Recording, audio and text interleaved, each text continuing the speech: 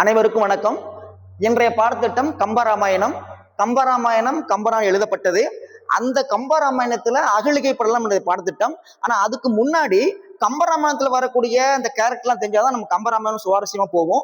இயல்பா சொல்லுவாங்க, தசரனுடைய மனைவி வந்து ஒரு 3 பேர் இருக்காங்க. கையேயி, சுமித்திரை, கோசலை.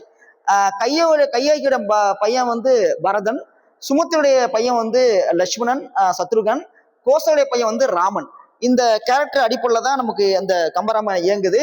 அப்ப ராமனுக்கு வந்து சீதைக்கு 2 பேருக்கு திருமணம் நடக்குது. அவங்களுடைய அண்ணன் தம்பிங்க எல்லாம் வர்றாங்க. லக்குவணன், பரதன், சத்ருகன் வர்றாங்க.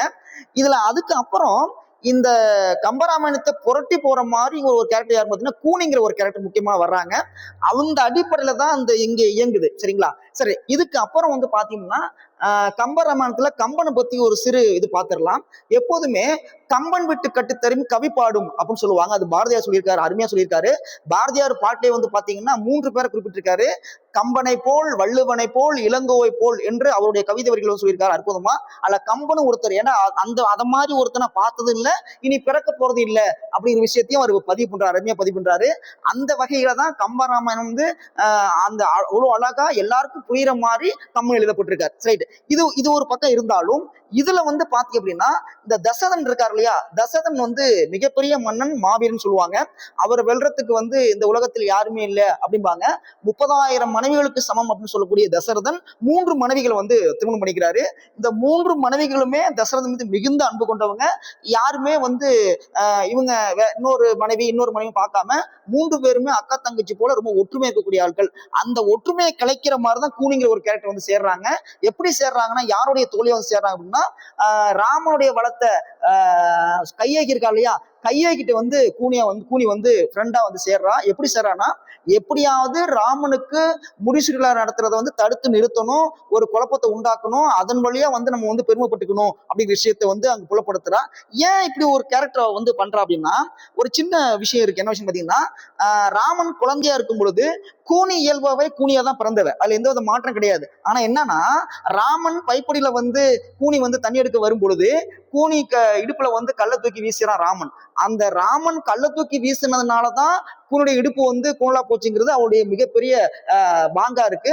அந்த அடிப்படையில ராமனை பழிவாங்கணும் அப்படிங்கிற இதெல்லாம் சும்மா சாதாரண விஷயம் தான். ஆனா என்னன்னா, ஏற்கனவே நம்ம சிலப்பதிகாரத்துல பார்த்தோம் இல்லையா, ஊழ்வினை உடுத்து வந்து ஊட்டுங்கிற அதே மாதிரிதான் இங்கே வந்து அந்த ஊழ்வினை காரணமாக தான் ராமன் 14 வருடம் வனவாசம் செல்வதுங்கிறது கூற்றாகுது.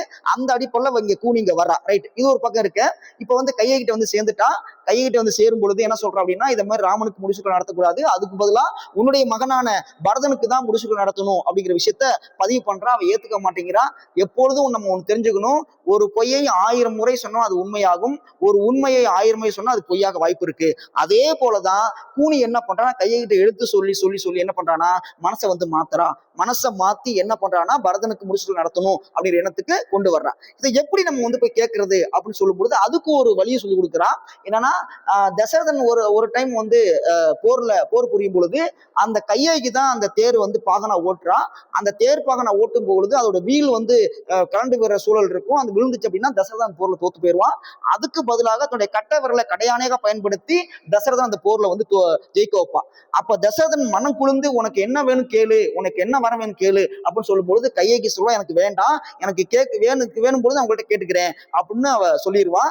அதை வந்து அது கையேகியே மறந்துடுவான். இப்ப கூனி அதை ஞாபகப்படுத்துறா.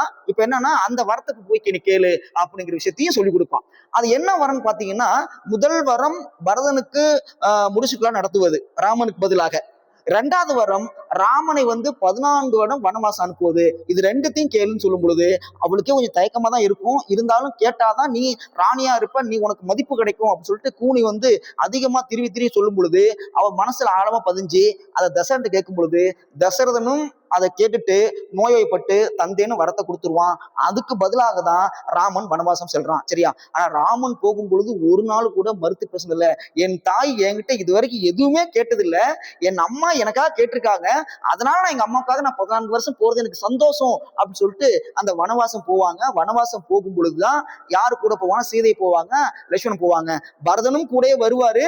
ஆனா பரதன் வந்து மிகுந்த அன்புடையவன். யாருன்னா ராம் கூட மிகுந்த அன்புடையவன். அந்த பேச்சு மாறக்கூடாதுக்காக ராமன் ஒரு சொல்லுவாரு, எனக்கு பதிலாக நீ நாட்டை பாத்துக்காப்பா, உன்னை தவிர அந்த நாட்டுல பாத்துக்கிறது வேற யாருமே ஆள் இல்ல அப்படின்னு சொல்லும் பொழுது பரதன் வந்து ராமுடைய பேச்சை தவறாம கேட்டுட்டு ஆட்சி புரிவான். ஆனா அதுக்கு பதிலாக ஒரு என்னது ஒரு உபதனி வைப்பான். என்ன உபதனி பாத்தீங்க அப்படின்னா, நான் கட்டில் அமர மாட்டேன், அதுக்கு பதிலாக உங்களுடைய காலடி செருப்பு தான் அங்க ஆட்சி புரியும்னு சொல்லிட்டு ராமுடைய பாதங்களுடைய இருக்கிற செருப்பை கொண்டு வந்து ஆட்சி கட்டில வச்சு பரதன் அந்த நாட்டை சிறப்பா ஆட்சி புரிஞ்சுட்டு இருப்பான். ராமனும் வனவாசம் 14 வனம் போவாங்க. இந்த வனத்துல போகும் பொழுதுதான் எங்க வருதுன்னா அகலிகை படலம் அப்படிங்கிற ஒரு காட்சி வருது. அந்த அகலிகை படலம் அகலிகை பத்து முழுக்க முழுக்க வரக்கூடியதான் அந்த படலமா இருக்கு.